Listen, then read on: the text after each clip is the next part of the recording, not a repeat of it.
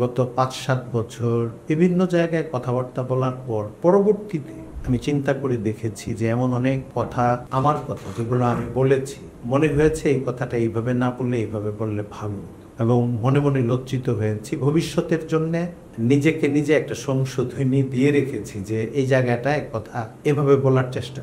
আর এর মধ্যে নানান ইস্যু যখন আসে, ভাইরাল ইস্যু অথবা জটিল কোনো রাজনৈতিক অরাজনৈতিক ঝামেলাপূর্ণ ইস্যু তৈরি হয় বক্তব্যকে কেন্দ্র করে, বিশেষ করে আমাদের ঘরানার যারা মাহফিলে আলোচনা করেন, পলিটিক্যালি বক্তব্য দেন, প্রতিবাদমূলক কথা বলে, জ্বালাময়ী আলোচনা করেন, অথবা আলোচনার ভঙ্গিটা হয়তো জ্বালাময়ী না, কিন্তু আলোচনার মধ্যে তবুও কিছু সমস্যা চলে আসে। তখন সেগুলো নিয়ে পর্যালোচনা করতে আমার ভয় লাগে। এই ভয়টা এখনো কাজ করছে। আপনার সঙ্গে আমার যে কথা হচ্ছে সেখানে এটাই আমি শুরুতে উচ্চারণ করা দরকার মনে করি, যেটা একটা ভয় নিয়েই কথা বলছি, সংকোচ কাজ করে, দ্বিধা কাজ করে। তারপরে ওইটা আমার কাছে দরকার মনে হয়েছে।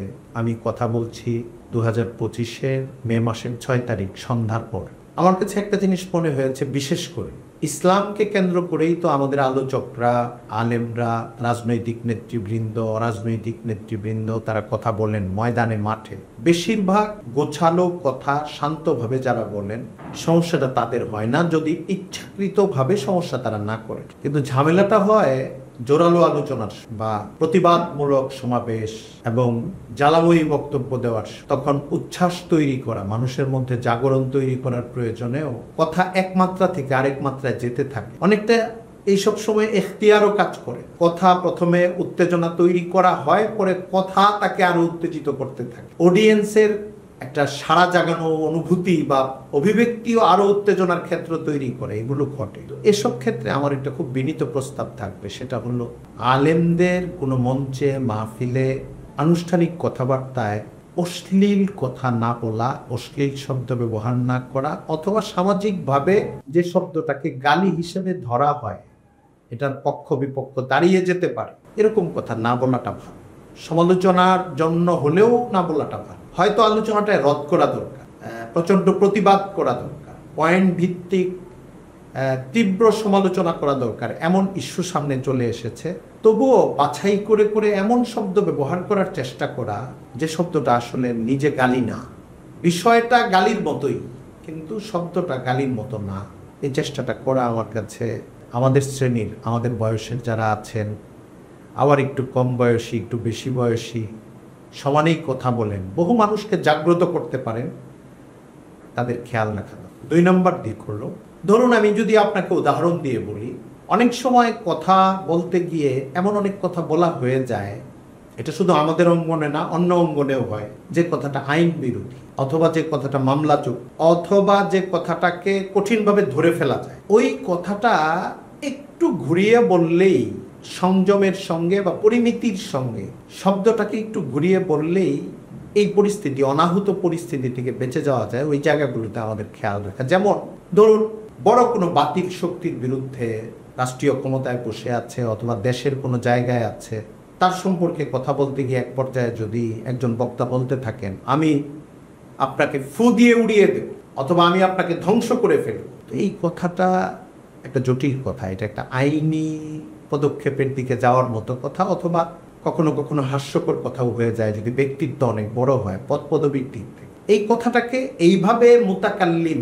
উত্তম পুরুষের দিকে নিসবত না করে কেউ যদি বলে, জনগণ আপনাকে বরদাস্ত করবে না, এ দেশে আপনার এই রাজনীতি চলবে না, ওই কথাটা তুলনামূলক উত্তেজনা কম তৈরি করতে পারে, কিন্তু আইন লঙ্ঘন অথবা অন্য কোনো ঝুঁকি তৈরি করা বা ঝামেলার মধ্যে পড়ে যাওয়ার জটিলতা থেকে এটা মুক্ত থাকে। এই জায়গাগুলো খেয়াল করার জন্য একজনকে যদি বলা হয়, আমি আপনাকে হত্যা করে ফেলব, জনগণ আপনাকে শেষ করে দেবে, হত্যা করে ফেলবে, তাহলে এটা একটা আইন বিরোধী কথা হবে নিশ্চিতভাবে, এবং এটা একটা ঝামেলা তৈরি হবে। যদিও এটা একটা উত্তেজনায় বলে ফেলেছে, মিন করে বলে নাই, মানে যিনি বক্তব্য দিয়েছেন তার ভেতরে এর কোনো অনুভূতিই নাই, কিন্তু উনি কথাটা বলে ফেলেছেন, অথবা অন্য কোনোভাবে বলেছেন, এই ধরনের শব্দ বলেছেন। এটা না বলে যদি উনি বলেন, এরকম করতে থাকলে আপনার রাজনৈতিক ব্যক্তিত্বের পরিণতি, শেষ পরিণতি ঘটে যাবে দেশে, আপনার রাজনৈতিক যে ভাবমূর্তি, এটা ধ্বংস হয়ে যাবে। একটু ঘুরিয়ে বললেই এটা ফৌজদারি আইনের যে ধারায় চলে যেত, ওই ধারায় এটা যাবে না। তিন নম্বর যে কথাটা আপনার কাছে বলতে চাই সেটা হলো, দেখেন, অনেক কথা ঢালাও করে না বলা উচিত। ধরুন ঢাকা বিশ্ববিদ্যালয়ের একদল ছাত্রের একটা আচরণে আপনি ক্ষুব্ধ হয়েছেন ধর্মীয় দৃষ্টিকোণ থেকে। এখন আগামীকাল বক্তব্যে আপনি বলছেন ঢাকা বিশ্ববিদ্যালয়ের ছাত্ররা বিপদগামী। এটা একটা সমস্যা, এটা ঢালাও বক্তব্য হয়ে কয়েকজন ছাত্র বা ঢাকা বিশ্ববিদ্যালয়ের অমুক সংগঠনের 5 জন ছাত্রকে দেখা গেছে। আপনি এইভাবে কথাটা বললে আপনার কথাটা তখন তথ্যগতভাবে সঠিক হয়। আরেকটা হচ্ছে কথাটা আইনসঙ্গতও হয় এবং যৌক্তিক হয়, মুনাসিব হয় কথাটা বলা। কিন্তু ওইভাবে ঢালাওকরণ করে বলাটা মারাত্মকভাবে ক্ষতিকর, শত্রু বৃদ্ধি পায়, কথাটা বেঠিক হয়। হযরত মাওলানা মহিউদ্দিন খান রহমতুল্লাহি আলাইহির একটা কথা আমার মনে পড়ে, সম্ভবত 1992-93 সনের দিকের কথা। কোনো একটা লেখা সম্পাদনার সময় তিনি আমাকে সরাসরি আমার একটা বাক্য সংশোধন করতে গিয়ে বলেছিলেন যে কাউকে গালমন্দ করা বা সমালোচনা করা, ঢালাও করে একটা সম্প্রদায়কে, ঢালাও করে একটা জাতিগোষ্ঠীকে না বলা। যদি তুমি তর্জমা করো, উনি আমাকে বলছেন তর্জমা করতে গিয়ে দেখো যে মূল এবারতে কথাগুলো এইভাবে আছে, তুমি এটাকে তোমার মতো করে একটু শ্রেণীবদ্ধ করে নিও যে এক শ্রেণীর দুষ্ট লোকেরা, এক শ্রেণীর রাজনীতিকেরা, এক শ্রেণীর বাম রাজনীতিকেরা, এইভাবে তুমি যদি কথাগুলো বলো তাহলে তোমার কথাগুলো সুন্দর হবে এবং সঠিক হবে এবং এটা কোনো রকমের আপত্তিকর হবে না। তো আমরা যদি এই জায়গাগুলোতে খেয়াল রাখি তাহলে সুন্দর হয়। 4 নম্বর আমি যে কথাটা বলতে চাই সেটা হলো, দেখেন, আমাদের বড় বড় সংগঠনগুলোর এবং বড় বড় মাহফিলগুলোর, বড় বড় মঞ্চগুলোর যেখানে নীতি নির্ধারণী বক্তব্য থাকবে এবং এখনকার মিডিয়ার যে সয়লাভ, সামাজিক মাধ্যম থেকে নিয়ে অনেক বক্তব্য তো অনেক জায়গায় লাইভ হতে থাকে, নিজেদের উদ্যোগেও হতে থাকে, টেলিভিশনগুলো সক্রিয় থাকে, ক্যামেরাগুলো সক্রিয় থাকে, রেকর্ডগুলো সক্রিয় থাকে। এরকম পরিস্থিতিতে নিজস্ব দায়িত্ব মনে করেই যাদের কথা একটু অসংযত বা অপরিমিত হওয়ার ঝুঁকিটা বেশি থাকে, আমি তাদেরকে অনুরোধ করব নোট করে কথা বলা। একদম লিখিত বক্তব্য অনেকে পড়তে চান না কেন, এটা একটা রিডিং পড়ার মতো হয় এবং যারা আসলে স্বতঃস্ফূর্ত সুন্দর বক্তব্য দিতে পারেন তাদের যেন হাত পা বাঁধা হয়ে যায়, তাদের খুব কষ্ট হয়। এটা আমি বুঝি, নিজের অভিজ্ঞতা থেকেও বুঝি যে নোট দেখে একটু ব্যাখ্যা করে কথা বললে যতটা স্বাচ্ছন্দ্য পাওয়া যায়, যদি একদম পুরা বক্তব্যটা লিখিত পড়ে বলতে হয় তাহলে স্বাচ্ছন্দ্য আরেকটু রহিত হয়, মনে হয় আমি বক্তব্য দিলাম না, আমি যেন লিখিত একটা স্ক্রিপ্ট পড়লাম।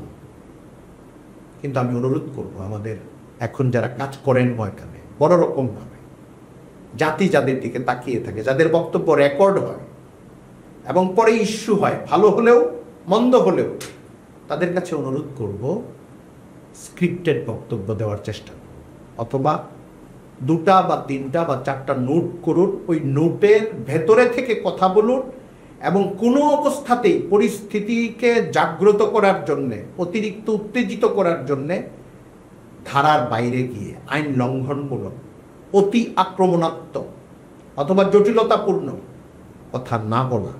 তাহলে আমাদের যে কাজটা করতে চাওয়া হয় ওই কাজটা করা হবে, তা না হলে করতে চাইবো আমরা একটা কাজ, হয়ে যাবে আরেকটা কাজ।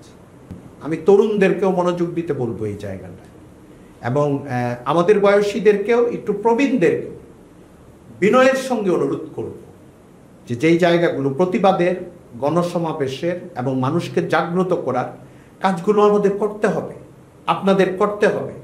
জাতির অনেক বড় খেদমতে আপনারা নিয়োজিত, আপনাদের খেদমতের ভূমিকাগুলো, পদক্ষেপগুলোকে আমি ছোট করে দেখার অধিকার রাখি না, এটা আমার জন্য উচিত না, অনুচিত হবে। কিন্তু শব্দ যেন নতুন জটিলতা তৈরি না করে, আলেম সমাজের প্রতি হাত আঙুল তাক করার একটা ক্ষেত্র রচনা না করে, একটা অসতর্ক শব্দ বা বাক্যের কারণে অথবা আইনি কোনো পদক্ষেপের শিকার হতে না হয়, এই জায়গাগুলোর দিকে চলুন আমরা স্বতঃস্ফূর্তভাবে খেয়াল করি। আমাদের গত বেশ কিছুদিন আমি অনেক জায়গাতেই দায়িত্বশীল কণ্ঠে এমন উত্তেজক বক্তব্য অথবা হাস্যকর বক্তব্য অথবা মানুষ তার সম্পর্কে খুব হালকা ধারণা নিয়ে আসবে এমন শব্দ আমি দেখেছি। এটা ভালো না, এটা থেকে বাঁচার চেষ্টা করা। এমনও আছে যে ওইটা কেউ আইনি পদক্ষেপ নেওয়ার হয়তো দরকার মনে করেন, বিরোধী পক্ষের কেউ, অথবা কেউ এটাকে বড় করে আক্রমণ রচনা করার দরকার মনে করেন নাই, কিন্তু একটা হাসি রসিকতার উদ্রেক করেছে, একটা হালকা একটা অবস্থান নিয়ে এসেছে। দায়িত্বশীল জায়গাগুলোতে, এই জায়গার ক্ষেত্রগুলোতে অনেক বেশি সচেতনতা থাকলে আমাদের ফায়দা, আমাদের অঙ্গনের ফায়দা। যতটুকু সাংগঠনিক কাজ হচ্ছে, ইসলাম এবং দ্বীনকে নিয়ে ইতিবাচক পন্থায় আহ্বান করা এবং ইসলাম এবং দ্বীনের অনেক ইস্যুযুক্ত বিষয়ে, রাষ্ট্রীয় জাতীয় আলোচিত বিষয়ে, গণমাধ্যমগত বিষয়ে যে প্রতিবাদী বক্তব্য থাকে, সেই বক্তব্যগুলোকে গ্রহণযোগ্য করার ক্ষেত্রে এই কয়েকটি জায়গায় আমরা যদি খেয়াল রাখি, তাহলে আমাদের জন্য অনেক উপকারজনক হবে, অনেক কল্যাণকর হবে। আল্লাহ তাআলা আমার এই ক্ষুদ্র কথাগুলোকে কেউ যেন কষ্টের মাধ্যম হিসেবে, উপকরণ হিসেবে না নেন। আল্লাহ তাআলা দয়া করুন আমার উপরে, এবং আমার ভাই যারা বড় আছেন, যারা আমার সমবয়সী আছেন, যারা ছোট আছেন, সবাই বিষয়টার স্পর্শকাতরতা অনুভব করে এটার হেকমা এবং প্রয়োজনীয়তা, কৌশল, এই বিষয়গুলোকে বিবেচনা করে জনসমক্ষে তাদের বক্তব্য পেশ করবেন, এটা আমি আহ্বান রাখব। আল্লাহ তাআলা আমাদেরকে আমাদের জবানকে সর্বোচ্চ সুন্দরভাবে ব্যবহার করার তৌফিক দান করুন। ওয়া আখিরু দাওয়ানা আলহামদুলিল্লাহি রাব্বিল আলামিন।